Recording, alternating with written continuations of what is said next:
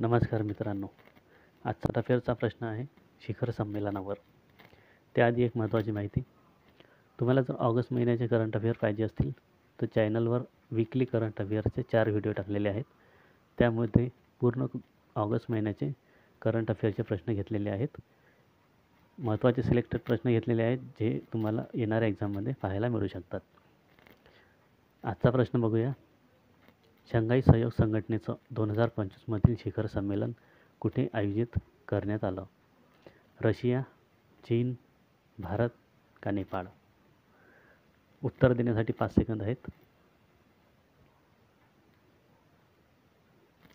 तर योग्य उत्तर आहे या प्रश्नाचं पर्याय क्रमांक 2 चीन.